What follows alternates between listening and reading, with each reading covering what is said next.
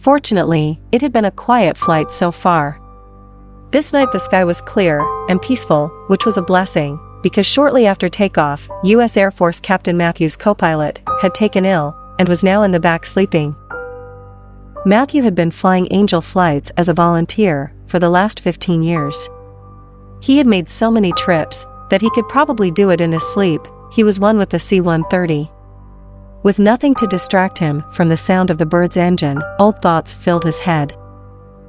He was positive that it was only by the grace of God that he had not ridden home in a box himself. The years he had spent in Vietnam had been chock full of close calls. To this day, he did not know whether he had taken foolhardy chances with an angel on his shoulder, or if he had just managed to avoid being in the wrong places at the wrong times. There had been uncounted times when the men standing right beside him were felled, and he had not even been grazed. Times when he had missed stepping on a mine by inches, and the man right behind him had not been as lucky. At any rate, when he had survived his multiple tours of duty, and then made it safely back to the States.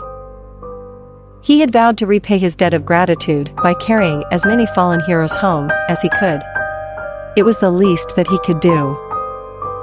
He snapped back to attention when the plane rattled and shuddered as it rode through a small pocket of turbulence. He straightened up in the seat and took a sip of his cold coffee. Glancing at the instrument panel, he saw that everything was as it should be. He shrugged. Sometimes God just made his presence known with a ripple in the starry sky. Just as he reached to sit his coffee down, he felt a hand on his shoulder, and a voice he did not recognize asked, "Sir, how long before we touch down?" A surge of adrenaline shot through him when he glanced up into the face of a young soldier who was staring out the window. Realizing that he had a stowaway, an unpredictable situation on his hands, he carefully said, "We have still got about 14 hours of flying time before we touch down at Travis Air Force Base in California." "You got a name, son?" "Yes, sir. I'm Private First Class, Michael Winston." His stowaway had lifted the name off one of the caskets. With the co-pilot out of commission, the only thing to do was to stay level-headed and buy time until he could think of a way to secure the cockpit. He nodded to the empty seat beside him and said, "Have a seat, soldier. 14 hours is too long to stand." Holding out his thermos, "You look like you could use some coffee. Help yourself. There is an extra cup in the box by the seat." "No thanks, sir. Never learned to drink the stuff, but I will take you up on that seat." "Where do you call home, Private?" The quiet stretched out for some time, but eventually the young man said, "Sir, you know how when you're marching along and taking orders and staying focused so the bastards cannot sneak up on you. You lose track of time. Minutes seem like hours, days like months. Your past and present are so far removed from each other that, well, you live a lot of lifetimes in between breaths. Pretty soon, you do not even know what year it is." He paused and took a deep breath. Rolling his hands into fists, he clenched his teeth and answered, "As best as I know, I don't have a home." Realizing the soldier was getting agitated, Matthew changed the subject. "You look to be about the same age as my son. I peg you at about 24, am I close?" "I am 23, sir. Been marching now for 3 years.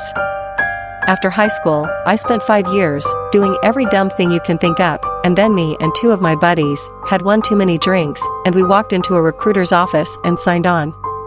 It was accidentally one of the smartest things I ever did. Serving is an honor." Matthew wondered how the soldier went from thinking that joining the army was smart to running away from it and stowing away on his plane.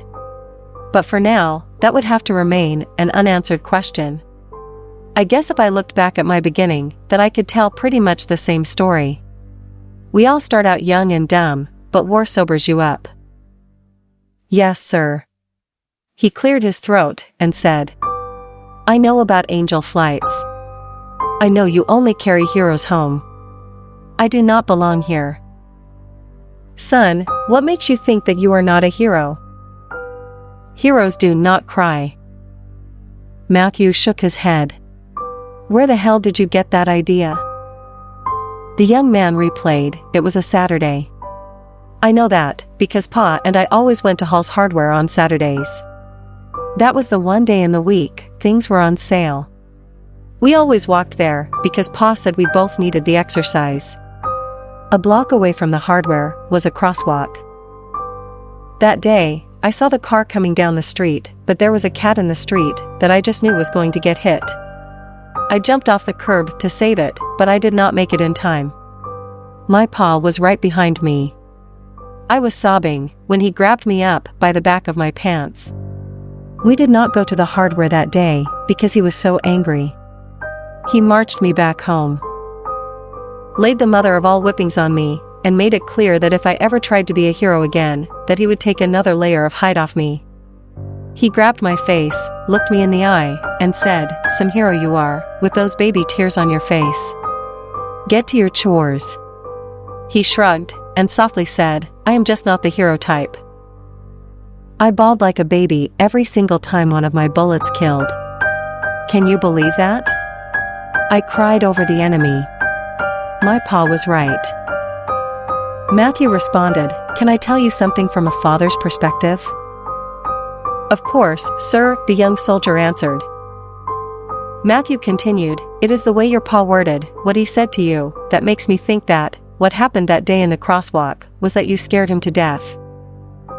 You thought the car was going to hit the cat, and your Pa thought it was going to hit you.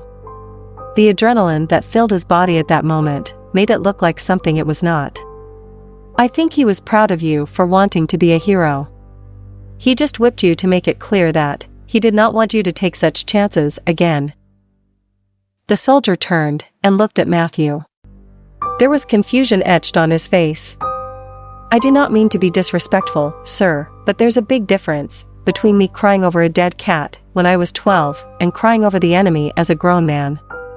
Matthew quickly responded, "Is there? Think about it. Tell me the difference." After a few minutes of thought, the soldier said, "I don't know. I guess I just figured that a man should be able to control his tears." Matthew closed his eyes for a few seconds to control his own tears, and then he said, "I've been carrying heroes home for 15 years now, and once I land, I attend every single funeral, and when I give that soldier the last salute, there are always tears running down my face. No one makes it through that 21-gun salute with a dry face. Every strong, brave soldier in attendance cries. I think that, as a man, that you do not separate people by their cause. I think you cry because it is painful to take a life. You would rather save lives than take them. That makes you a hero in my book." With tears of relief running down his face, the soldier's voice barely above a whisper, he said, "Home is 127 Riverdale in Valley Springs. Please tell my Pa I miss going to Hall's Hardware with him and that I love him. Tell him that, Private First Class, Michael Winston always did his best, and that he is happy to be home."